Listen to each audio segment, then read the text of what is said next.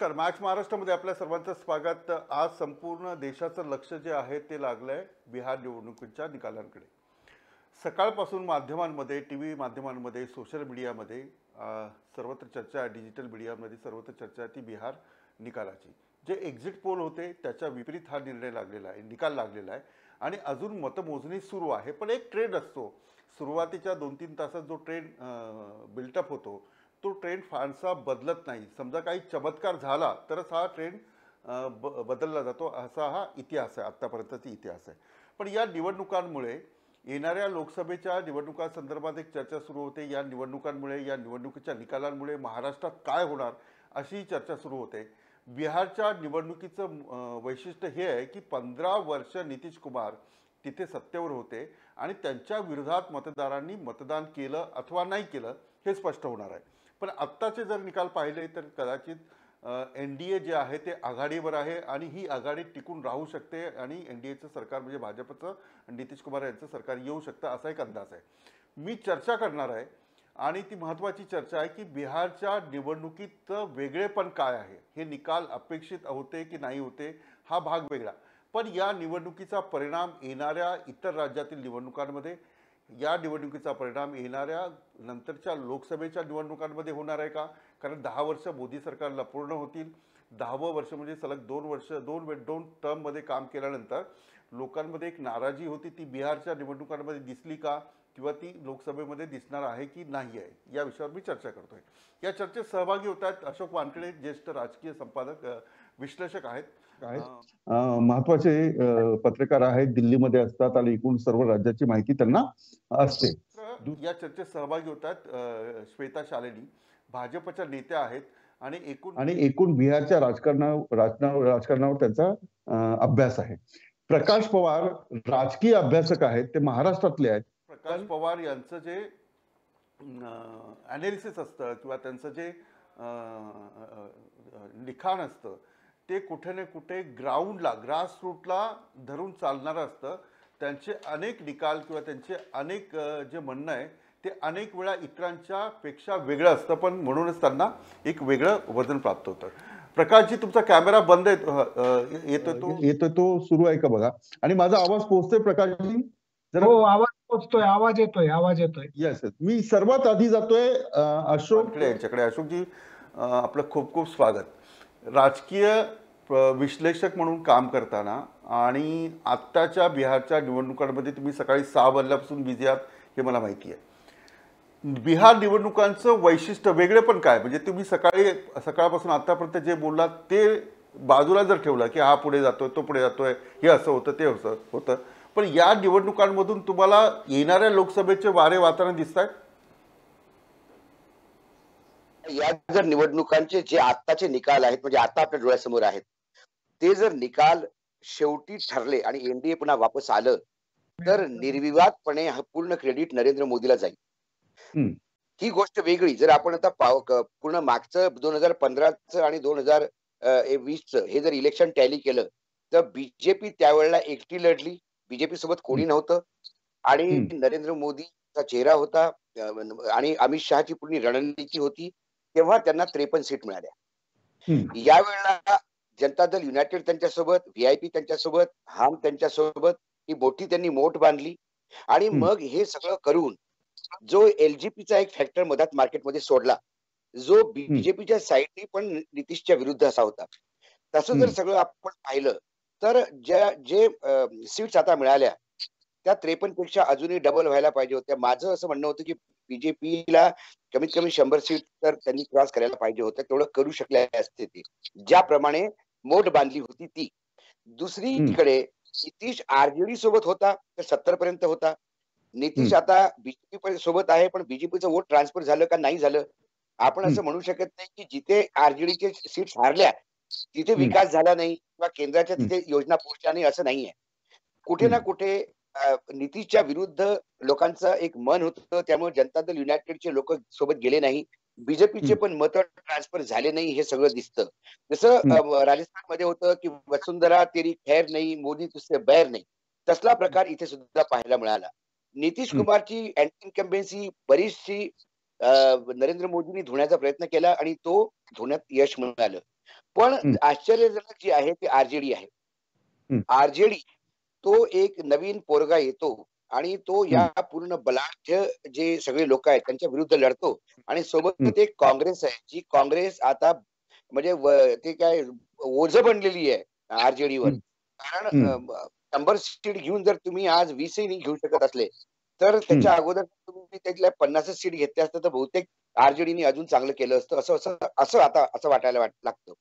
परंतु मात्र म्हणजे 30% वोटच्या आतापर्यंत मतगणना झालेली आहे, मतमोजणी झालेली आहे आणि बाकी अजून राहिलं आणि अटातटीची लढाई बऱ्याच ठिकाणी आहे, त्रिकोणीय लढाई बऱ्याच ठिकाणी आहे आणि आपण नेहमी पाहतो काही ईव्हीएम मशीन निघाल्या की एक लॉटच्या लॉट जातो. म्हणजे 2-2, 3-3 हजार मतं सुद्धा आपण परिवर्तन होताना पाहिलं, 4,000 मतांचं सुद्धा परिवर्तन होताना पाहिलं. आणि हे बिहार आहे.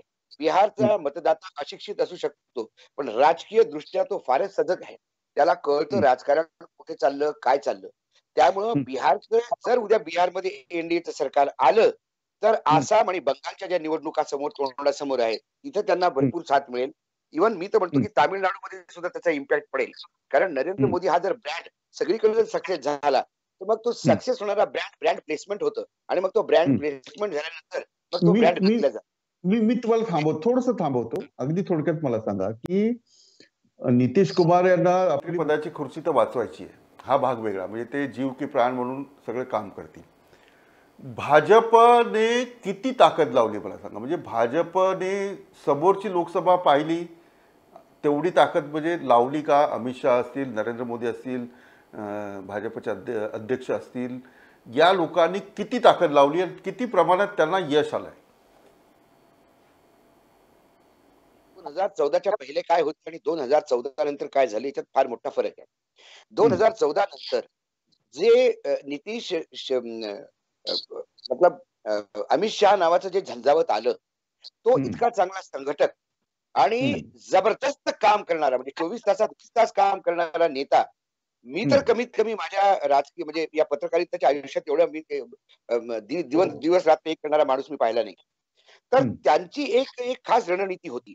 ज्या राज्यात आम्ही नाही तिथे आपण प्रवेश कसा करायचा, तिथे गेल्यावर आपण इस्टॅब्लिश कसं व्हायचं.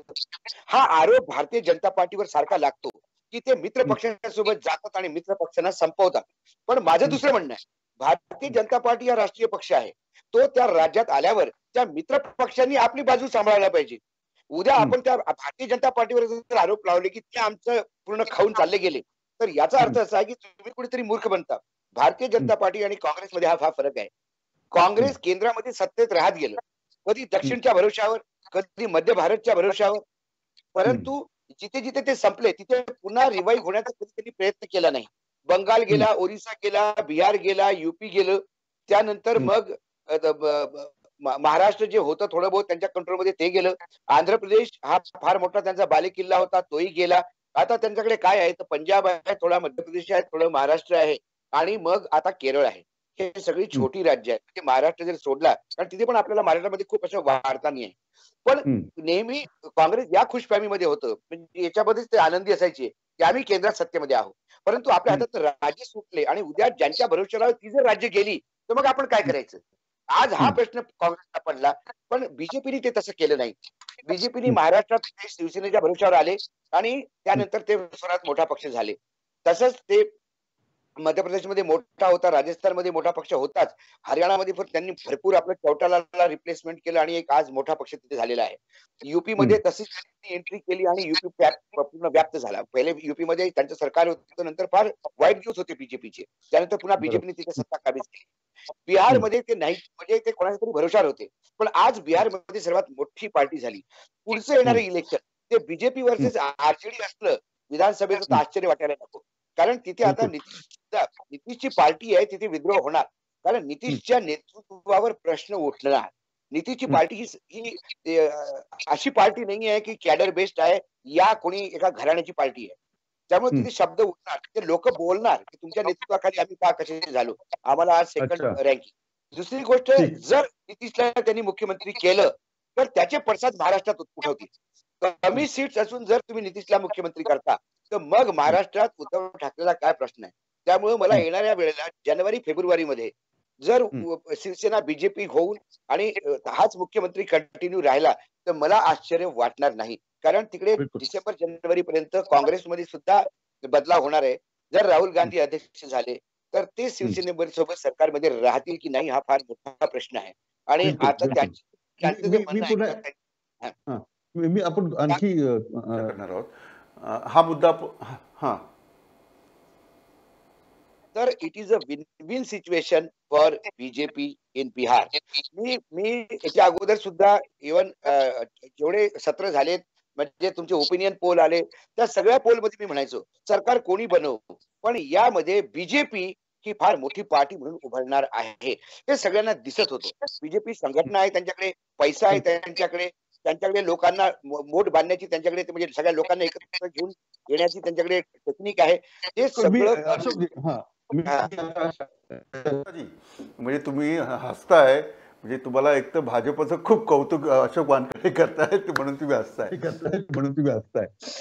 असं माझं साधं मत आहे. वेगळी चर्चा करतोय आणि मुद्दे सुद्धा अशोकजी एक रोखठोक बोलतात आणि त्याच्यामुळे ते हे आहेत, म्हणजे भाजपला रोखठोक बोलणारे आवडत नाहीत, अशोकजी बोलतात आणि मोकळे आहेत. श्वेताजी, एक महत्त्वाचं आहे की आता म्हणजे जसं अशोकजींनी सांगितलं की नितीश कुमार यांना कमी जागा आल्या आणि म्हणून त्याला जर मुख्यमंत्री केलं तर महाराष्ट्रातही ही परिस्थिती निर्माण होऊ शकते. श्वेताजी, एक तर पहिला प्रश्न असा आहे की कमी जागा असतील तरीसुद्धा म्हणजे कमिटमेंट, भाजप साधन सुचिता मानणारा पक्ष आहे.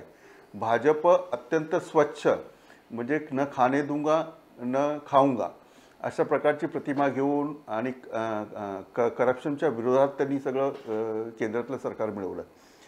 हा पेच वाटतोय तुम्हाला की कमी जागा आहेत आणि नितीश कुमार यांना मुख्यमंत्री पदी बसवायचं?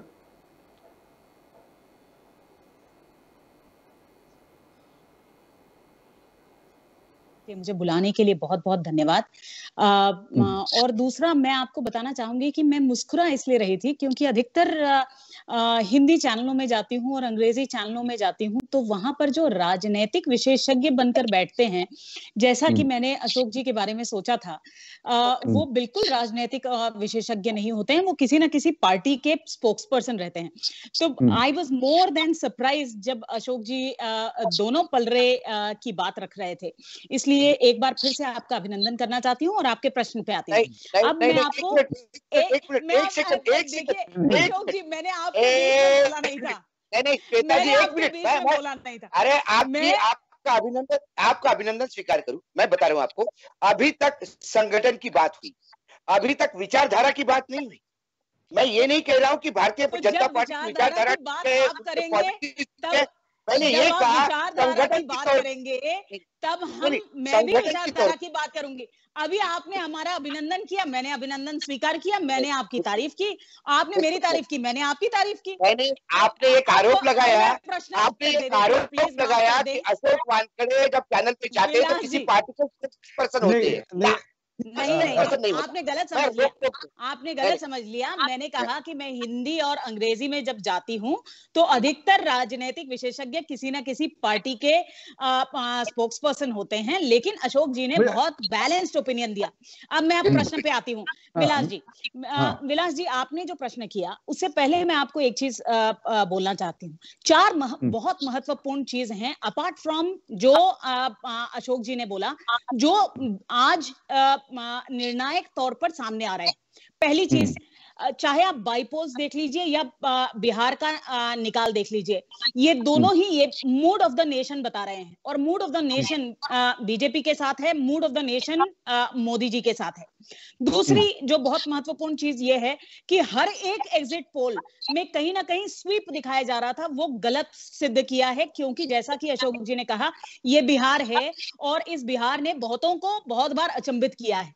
तीसरी चीज जो मैं शुरुआत से और आज सुबह से कह रही हूं कि ये निर्णायक फैसला जो है बिहार का, वो महिलाओं ने लिया है, और महिलाएं, खासकर बिहार की महिलाएं बहुत ही इंडिपेंडेंट फैसला लेती हैं, और इसीलिए, और वो पॉलिटिकल होती हैं, वो बिना परिवार से संबंधित फैसले कई बार लेती हैं, और वो बहुत ही साइलेंट वोटर्स थी। इस बार हमने देखा है कि केवल मात्र 54% पुरुषों ने, लेकिन लगभग 59% महिलाओं ने वोट किया, और यही शायद 5-6% का जो डिफरेंस है वो आपको निकाल में दिख रहा है। और अंत में मैं ये कहना चाहूंगी कि पहली बार पोस्ट कोविड टाइम्स में ये निकाल सामने आए हैं, जिसका अर्थ है कि ये एक प्रकार से ये भी बतलाता है कि इस कोरोना दौर में भी लोगों को मोदी जी के ऊपर विश्वास रहा, खासकर बिहार में जिस प्रकार कोरोना को हैंडल किया गया, इसके ऊपर भी बिहार की जनता का विश्वास रहा। अब आपके प्रश्न पे आती हूँ। आपने पूछा कि महाराष्ट्र और बिहार में अंतर क्या है। बिहार में नीतीश जी के नेतृत्व के नीचे हमने चुनाव लड़ा था, और ये एक पब्लिक कमिटमेंट रहा है।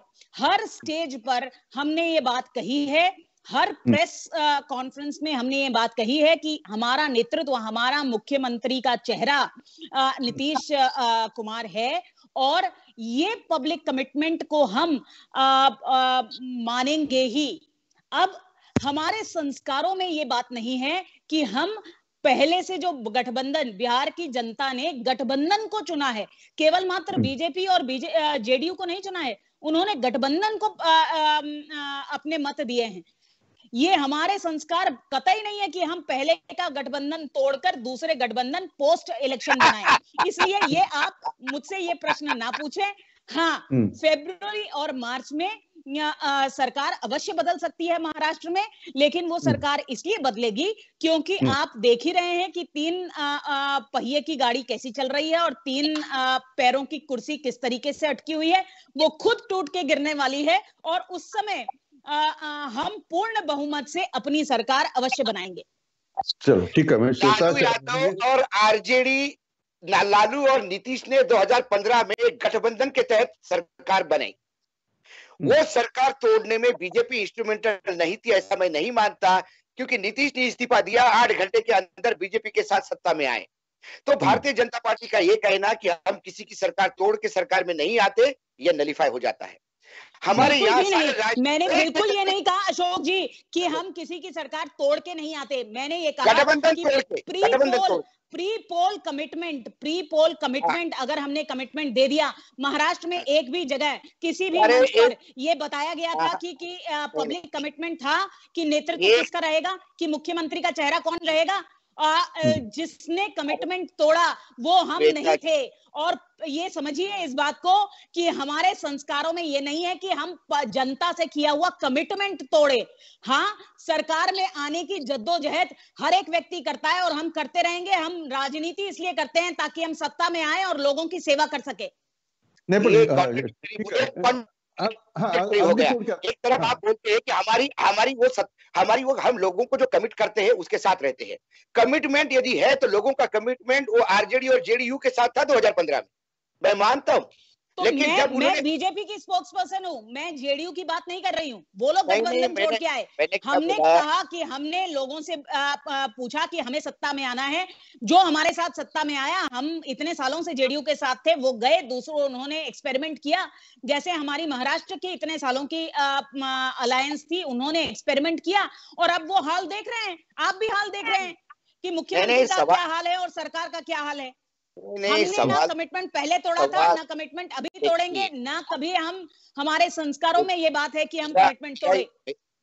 मेरा ये मानना है कि सत्ता का लॉलीपॉप खाने के लिए, सत्ता का मक्खन खाने के लिए इस देश में एक भी राजनीतिक पार्टी ऐसी नहीं है कि जिसने सारे हथकंडे नहीं अपनाए हो। लेकिन जो हथकंडे जब अपन अपनाते हैं तो उसको जस्टिफाई करते हैं, दूसरा अपनाता है। आपने आज तक कांग्रेस की सरकार देखी है, इसलिए आप सत्ता का लॉलीपॉप कहते हैं। हम सत्ता को केवल मात्र एक इंस्ट्रूमेंट सेवा के लिए देखते हैं, और इसीलिए सेवा के लिए सत्ता पर आना जरूरी है। हम राजनीतिक पार्टी हैं, हम इलेक्शन इसलिए लड़ते हैं ताकि सत्ता में आ सके। ठीक है, ठीक है अशोक जी, अभी वो आपका राजनीतिक कमिटमेंट मध्य प्रदेश में भी दिख गया, आपका राजनीतिक कमिटमेंट जो है वो राजस्थान में भी दिख गया।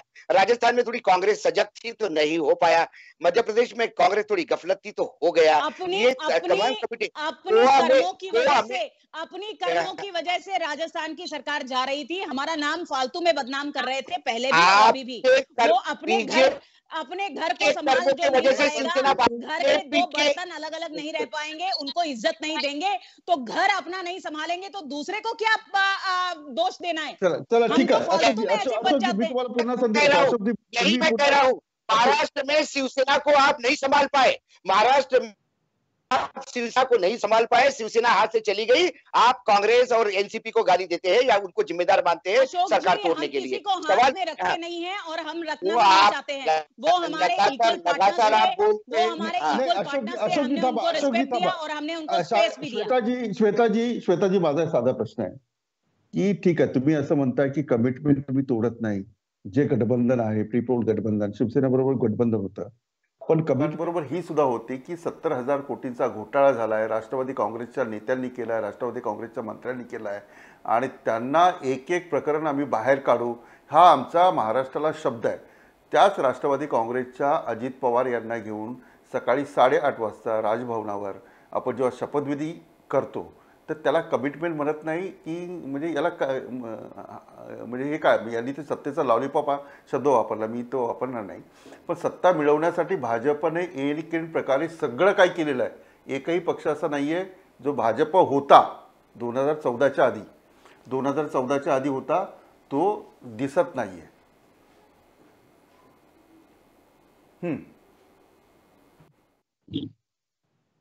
मुझे उत्तर देना है विलास जी। विलास जी देखिए, मैं आपको सीधे साधे प्रश्न का सीधा साधा उत्तर देती हूँ। हम राजनीतिक पक्ष हैं और हम इलेक्शन इसलिए लड़ते हैं ताकि हम सत्ता में आ सके, और उस समय हमारे लिए सत्ता में आने के लिए केवल मात्र एक कारण था, हम जिस अलायंस के साथ इतने सालों से थे उस अलायंस ने हमें धोखा दे दिया, और इसीलिए बहुत जरूरी था कि हमें सत्ता में आने के लिए एक अरिथमेटिक पूरा करना, गणित पूरा करना बहुत जरूरी था।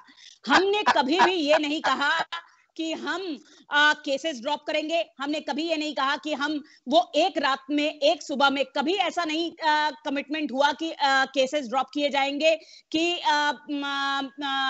इरिगेशन स्कैम को खत्म कर दिया जाएगा। हम वापस सत्ता में आते तो अवश्य उनको खुला रखते, लेकिन सत्ता में आने के लिए गणित नहीं ठीक है, नहीं श्वेता जी थांबा, अशोक जी थांबा, नहीं अशोक जी थांबा। डिसीजन देकर ईडी को निर्देश दिए कि एफआईआर बनाइए, आप एफआईआर दर्ज कर दिए, 107 लोगों पे एफआईआर दर्ज कर दी, उसमें तमाम एनसीपी के नेता है जो बाद में आपके यहाँ शपथ लेने में भी आए थे। आज एक सुशांत सिंह राजपूत के 15 करोड़ के केस में ईडी 5 दिन वहां बैठता है, लेकिन एक शरद पवार को नोटिस देने के बाद आज 2 साल हो गए, उसके बाद शरद पवार को बुलाया तक नहीं गया 17,000 करोड़ के स्कैम में, और ईडी केंद्र देखती है। हाईकोर्ट का डिसीजन है, इसमें बीजेपी की कोई राजनीति नहीं अंदरूनी, हाईकोर्ट ने डायरेक्ट किया है कि आप इसको इन्वेस्टिगेट कीजिए, एफआईआर दर्ज कीजिए। हाईकोर्ट के बताए हुए चीजों के बाद भी यदि ईडी काम नहीं करता तो इसकी जवाबदेही केंद्र सरकार की है। फिर हम कहते हैं कि शरद पवार, मैं तो हमेशा कहता हूँ राजनीति में महाराष्ट्र के, आप विशेषज्ञ होंगे लेकिन आप अपने फैक्ट्स चेक कीजिए। वो ईडी का जो हाईकोर्ट का ऑर्डर है उसमें शरद पवार जी का नाम नहीं है। एक बार फिर से बोलना चाहूंगी, दोबारा चेक कीजिए, शरद पवार जी को कभी ईडी के ऑफिस बुलाया नहीं गया था।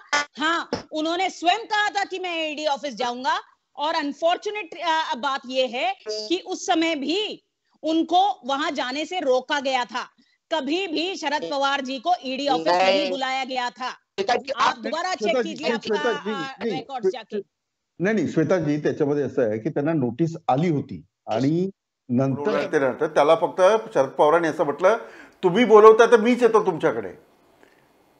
नाही अशोकजी थांबा, कारण मी ते सगळं कव्हर केलं आहे। जेव्हा शरद पवारांना नोटीस आली, त्या नोटीसला उत्तर द्यायचं म्हणून तर मी चाललोय असं वातावरण होतं ना श्वेताजी।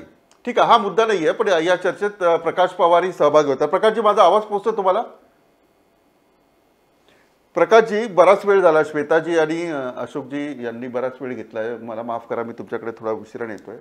बिहारच्या निवडणुकांसंदर्भात तुम्ही गेल्या वेळेला लिहिलं होतं. तब्बल 36 ते 40 पानांचा एक लेख जो आहे तो तुम्ही लिहिला होता. आत्ताची निवडणूक तुम्ही पाहिली असेल, सकाळपासून निकाल जो पाहिलेला आहे, एकूण काय वेगळेपण दिसतं म्हणजे गेल्या वेळची निवडणूक आणि आत्ताची निवडणूक?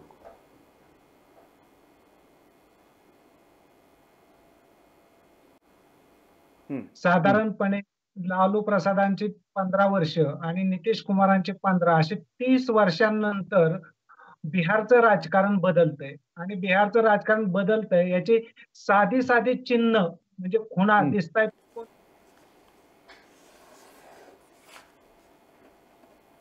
नव्हते. एका अर्थाने ते आपल्या वडिलांच्या विरोधातली लढाई लढत होते. दुसरा मुद्दा, नितीश कुमार थकलेत असं म्हणत होते, म्हणजे सामाजिक न्यायाच्या मुद्द्याशी ते असमर्थन करत होते. आणि तिसरा मुद्दा, भाजपच्या बाजूने तुम्ही नीट 3 पदरी पाहिला तर चिराग पासवान स्वतःला हनुमान समजत होते आणि काही उमेदवार बीजेपीचे आपल्या बाजूला घेतले आणि जवळपास 35 उमेदवार त्यांनी पाडलेले आहेत, पाडण्याच्या गतीत आणलेले आहेत. हा एक मुद्दा तुम्ही यातला पाहिला तर ती सामाजिक न्यायाची लढाई नाही. त्यानंतर पुढचा मुद्दा तुम्ही इथलाच पाहिला तर तो म्हणजे कोणता, तर भाजपने दुहेरी रणनीती राबवली होती. एक तर अँटी इन्कम्बन्सी भाजपच्या विरोधात आली नाही पाहिजे, ती गेली तर ती नितीश कुमारच्या विरोधात अँटी इन्कम्बन्सी गेली पाहिजे आणि ती त्या पद्धतीने त्यांनी घालवली सुद्धा. आणि या सगळ्या पार्श्वभूमीवरती हिंदी बेल्टमध्ये मध्य प्रदेश असेल, उत्तर प्रदेश असेल, राजस्थान असेल, इकडं सर्वत्र जवळपास बीजेपीची सरकार होती, बीजेपीला बहुमत मिळलेलं होतं. एकमेव राज्य असं होतं की बिहारमध्ये आजपर्यंत प्रवेश नीट आत नव्हता. ही पहिली निवडणूक अशी आहे की या निवडणुकीने भाजपने थेट बिहारच्या आत प्रवेश केलेला आहे आणि त्या बिहार कोरमध्ये प्रवेश करण्यामुळे परिणाम असा झालाय, इथून पुढचं बिहारचं राजकारण हे सामाजिक न्यायाचं नसेल तर आर्थिक न्यायाचं असेल. हे जे तेजस्वी यादव बोलतोय ती लाईन आणि भाजप जी बोलती ती लाईन ही एकच झालेली आहे. याच्यामुळे इथून पुढे सामाजिक न्यायाचं राजकारण टोटली संपलं आणि बीजेपीचं एकतर राजकारण किंवा मराठीच्या परिभाषेमध्ये बोलायचं झालं तर सामाजिक समरसता हिंदुत्वाचं राजकारण बिहारमध्ये नव्याने क्रिएट झालं. आणि ही निवडणूक बिहारच्या राजकारणातील एक मैलाचा दगड ठरणारी निवडणूक आहे असं मला वाटतंय. बिलकुल. श्वेताजी, मला तुम्हाला प्रश्न विचारायला हवा की श्वेताजी, तेजस्वी यादव यांनी जे काही प्रचार केला, म्हणजे दिवसाला 19 सभा त्यांनी केल्या, याची भीती तुम्हाला वाटली होती आणि एक्झिट पोल सुद्धा तेजस्वी यादव पुढे जाईल असं एक चित्र निर्माण झालं होतं. तर काही थोडंसं तुम्हाला आव्हान उभं केलं एक तरुण मुलगा भाजपला आणि खास करून नितीश कुमार यांना आव्हान देतो, तर धाकधूक अशी वाटत होती की थोडंसं गणित चुकेल म्हणून?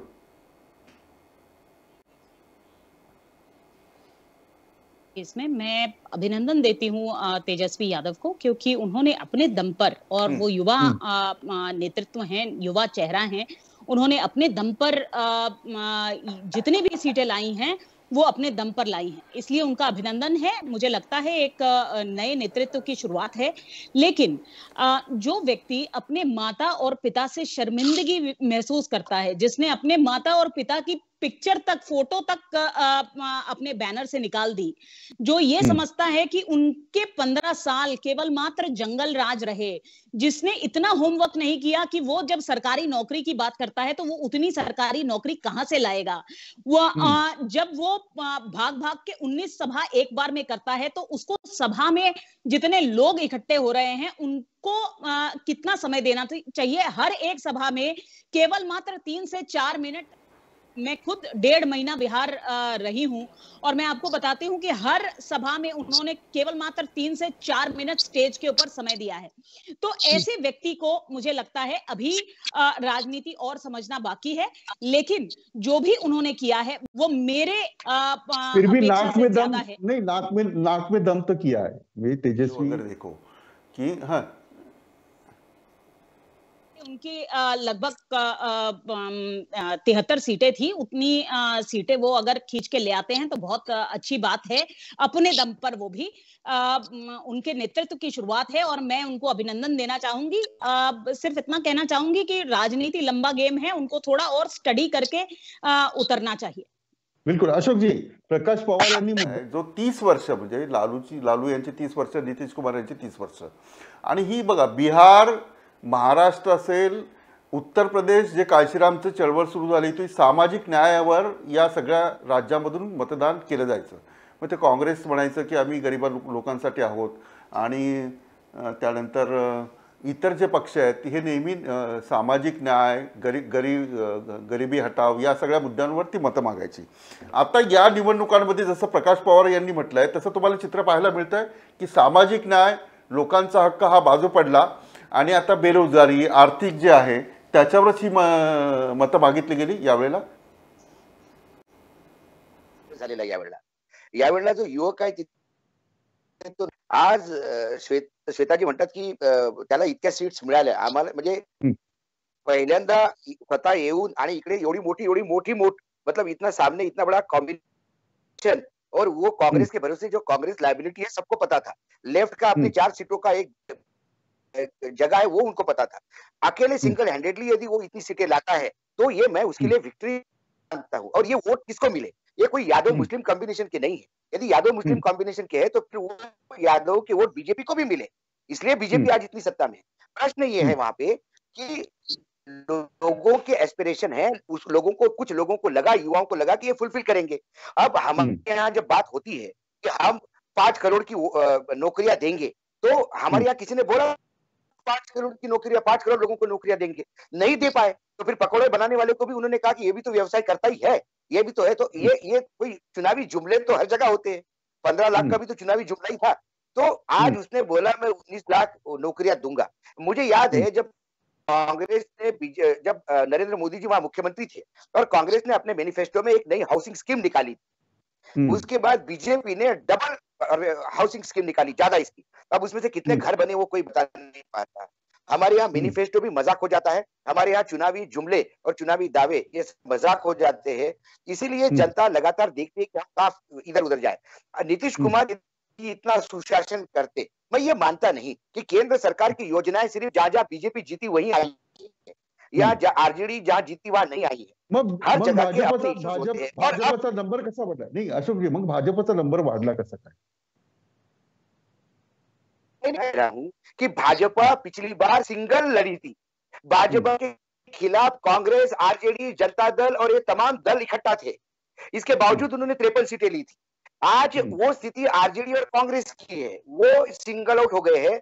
वीआईपी है, छोटी छोटी पार्टियां हैं, कुशवाहा जी की पार्टी है, हम की पार्टी है, ये सारी पार्टियां एक अपना वोट बैंक रखती है। ये तमाम जो सीटें हैं इनका भी कहीं ना कहीं मैं ये मानता हूं कि आरजेडी को वोट ट्रांसफर नहीं हुआ, इसका जनता दल यूनाइटेड को ट्रांसफर नहीं हुआ बीजेपी का। यदि बीजेपी 70 सीट लाती है, क्योंकि लालू और जब इकट्ठा लड़े थे नीतीश, तो दोनों के सीटों में ज्यादा फर्क नहीं था, बराबर दोनों इकट्ठा आ गए थे, क्योंकि वोट ट्रांसफर हो गया था।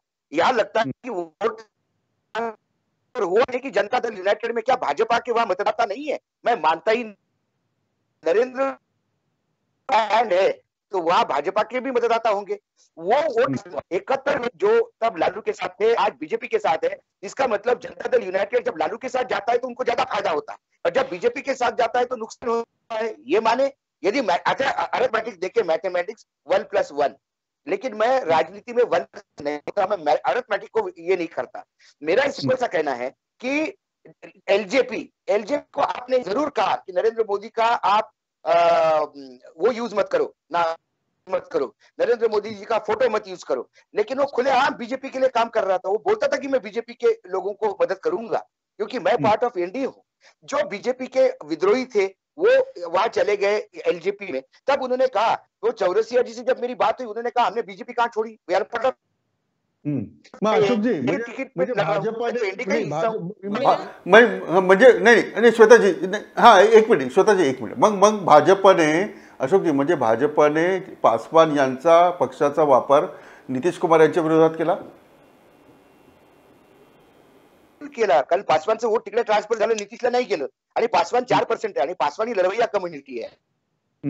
मैंने एक ठाकुर मैंने श्वेता जी को बताऊं, एक ठाकुर से मेरी बात हुई, उन्होंने कहा कि हमारा राज भला ही चलता होगा उस जमाने में, लेकिन हमारे पास लठेत जो थे वो सारे पासवान हुआ करते थे. ही फाइटिंग कम्युनिटी है. आणि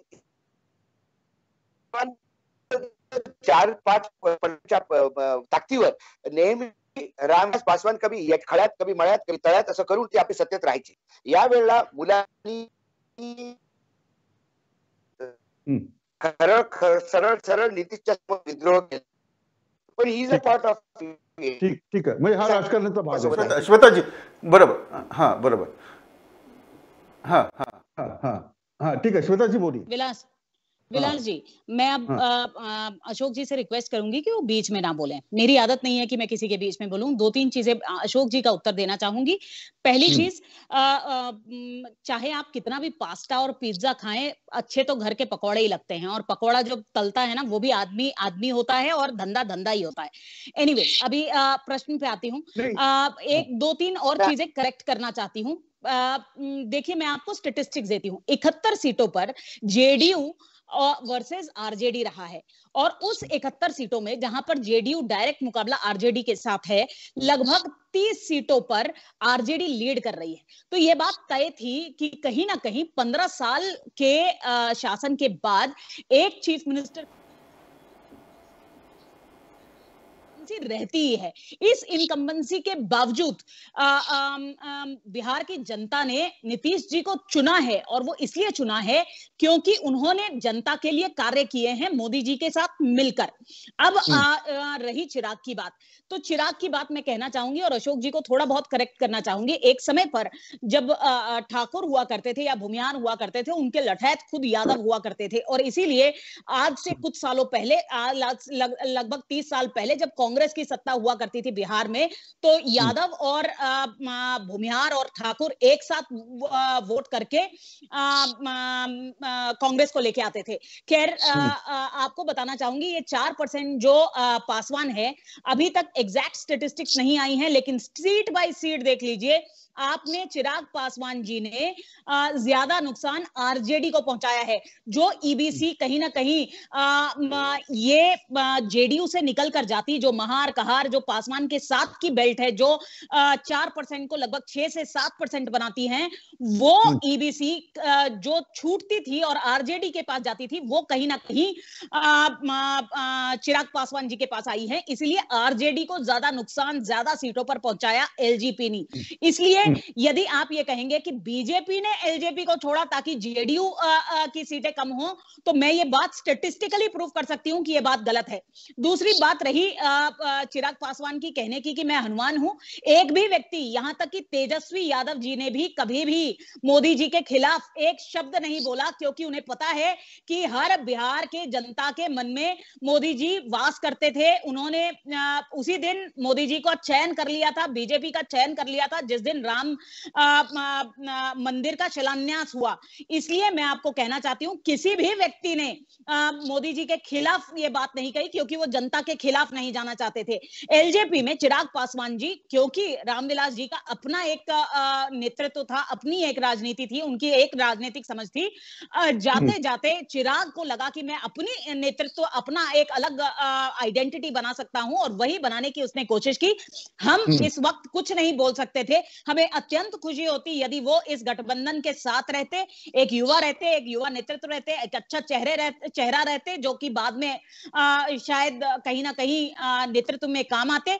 लेकिन आज अफसोस की बात है कि वो हमसे अलग हैं. चलो ठीक है. विलास, मैं बात बता, हमारे देश में बेरोजगारी नहीं है विलास. बेरोजगारी ये इशू है ही नहीं. नेताओं ने खड़ा किया हुआ एक भूत है, क्योंकि हमारे यहाँ जो भिखारी भीख मांगता है वो भी तो काम करता है. घर में गृहिणी जो काम करती है वो भी तो काम करती है. क्योंकि पिज्जा बनाने के लिए इटाली की यहाँ से सोनिया गांधी नहीं आती. पिज्जा भी बनाने वाला अपने ही भारत का कोई लड़का ही होता है. तो पिज्जा, बर्गर, पकोड़ा ये सब रोजगार हो जाते हैं, तो भीख मांगने वाला भी रोजगार हो जाता है. तो रोजगार इशू खत्म हो गया. रही दूसरी बात, पासवान का वोट परसेंटेज कौन कितना काटेगा। ऐसा है अभी अशोक तो जी, सीट जो ही क्लियर। रोजगार तेजस्वी बात कर रहे थे वो मैंने बोला एक रोजगार मिनट, की बात कर रहे थे। श्वेता जी मैं बोला नहीं बीच में, आपने बड़ा पहले ही कहा एकदम अच्छा रूप लेके कि नहीं नहीं नहीं नहीं मैं किसी के बीच में नहीं बोलती, ना बोली प्लीज। क्योंकि बोलता कब आदमी है जब आपको लगता है कि कोई झूठ परोस रहा है। मैंने झूठ, भिखारी भी इस देश में तो आप बोलोगी। वैसे जब आप झूठ बोलती है तो उतरा हूं, मुझे भी खुशी नहीं होती कि आपको बोलने नहीं देना, कोई एजेंडे के तहत नहीं होता है। मैंने इसलिए बोला था कि ये बोला गया था कि पकड़ा। दूसरी बात पासवान के वोट कितने हैं अभी तो गिनती चल रही है। अभी तो विश्लेषण परसेंटेज हो ही नहीं सकता। अभी तो रात को 1-1:30 बजे तक जब पूरा एनालिसिस हो जाएगा, सब सीटें अनाउंस करेगा इलेक्शन कमीशन, उसके बाद परसेंटेज आएगा और उसको बैठने में कम से कम 2 दिन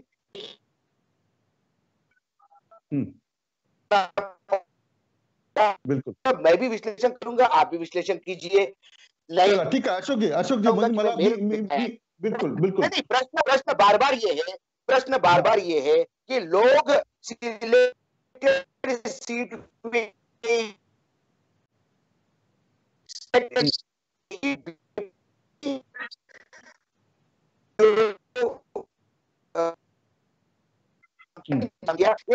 सीट क्या बीती हो गया। मैं बार बार इस नहीं वो ट्रांसफर हो गए, बीजेपी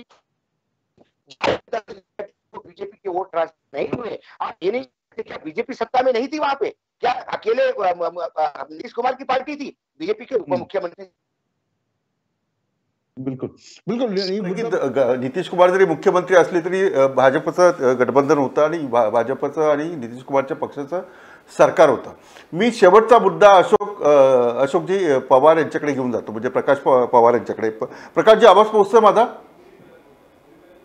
आता श्वेता शालिनी आणि अशोक वानखेडे यांच्या बोलण्यातून अनेक मुद्दे बिहार संदर्भात आपल्याला पुढे पाहायला मिळाले. मला प्रश्न पडतो की जो बिहार नितीश कुमार बघा हे भाजपच्या विरोधात होते, लालू प्रसाद यादव बघा हे भाजपच्या विरोधात होते, म्हणजे तिथलं जे राजकीय नेतृत्व होतं हे भाजप संघ RSS यांच्या विरोधातलं होतं. कारण बिहारमध्ये जी कम्युनिटी आहे म्हणजे पासवान 4% असतील, यादव काही टक्के असतील, अल्पसंख्याक हे काही टक्के असतील, पण एकूणच सामाजिक न्याय आणि समान हक्क याच्या आधारावर चालणारं ते नितीश कुमार यांचं नेतृत्व होतं. जयप्रकाश नारायण यांची परंपरा तिथे बिहारमध्ये होती, उत्तर प्रदेशमध्ये होती. ही परंपरा जी आहे ही खंडित होताना पाहायला मिळेल या निवडणुकीच्या निमित्ताने. कारण कारण आता भाजप आता स्वतःहून इथे पाय रोवलाय. ही परंपरा खंडित झालेली आहे, याच्यावरती शिक्कामोर्तब झालेला आहे. निवडणूक प्रचारामध्येच झाला, निवडणूक प्रचाराच्या निकालामध्ये सुद्धा झालेला आहे. आणि त्याच्यानंतर आता इथून पुढचं नवा विटी आणि नवा दांडू अशा पद्धतीचं बिहारचं राजकारण सुरू होणार आहे. याच्यात आयडियोलॉजी नवीन असणार आहे, याच्यामध्ये मुख्यमंत्री नवीन असणार आहे. कदाचित मुख्यमंत्री हा उच्च जातींमधला सुद्धा येऊ शकतो. जसं महाराष्ट्राने कल्पना सुद्धा केली नव्हती की शिवसेनेचं पहिलं सरकार आलं तेव्हा मुख्यमंत्री उच्च जातीचा येईल, किंवा बीजेपीचं सरकार आलं तेव्हा सुद्धा तुम्ही पाहिलं की अनेकांना डावलून फडणवीसांना मुख्यमंत्री केलं गेलं. ही परिस्थिती बिहारमध्ये सुद्धा क्रिएट होऊ शकते. आणि कारण का तर इथून पुढचं बिहारचं राजकारण हे सामाजिक न्यायापासून पूर्ण सोडचिट्टी घेतलेलं राजकारण आहे. आणि मी थोडं थांबवतो. म्हणजे काँग्रेस पुढे खूप मोठं आव्हान आहे. काँग्रेस पक्षाला हे पॉलिटिक्स समजतच नाही. काँग्रेस पक्ष हा सामाजिक गोष्ट समजून घेऊ शकत नाही. त्याच्यामुळे काँग्रेस पक्षाची भाषाशैली, बॉडी लँग्वेज, संघटन हे कुठलंही तुम्हाला पाहायला मिळत नाही. ही निवडणूक बीजेपीनं जिंकली, त्याच्यामध्ये तुम्ही एका बाजूला मास पॉलिटिक्स आणि दुसऱ्या बाजूला संघटनात्मक पॉलिटिक्स, आधुनिक संघटन करून राजकारण करायचं. याच्यापैकी संघटन करून व्यवस्थापनाची कौशल्य वापरून निवडणूक जिंकले गेलेली आहे. आणि मास पॉलिटिक्स मात्र बीजेपीच्या पूर्ण विरोधात होतं. कारण तुम्ही जर नीट पाहिलं गेलं तर प्रत्येक मीडियातला माणूस जे दाखवत होता तो नितीश कुमारांना प्रत्येक मतदार विरोध करणारा दाखवत होता. भाजपला देखील काही ठिकाणी विरोध केलेला दिसून आला, परंतु निवडणूक का जिंकली तर संघटना होती, बूथ पातळीवरती संघटनात्मक लोक होती, विचार प्रणाली होती, कुठं आम्हाला जायचं हे निश्चित बीजेपीनं सांगितलेलं होतं. काँग्रेस पक्ष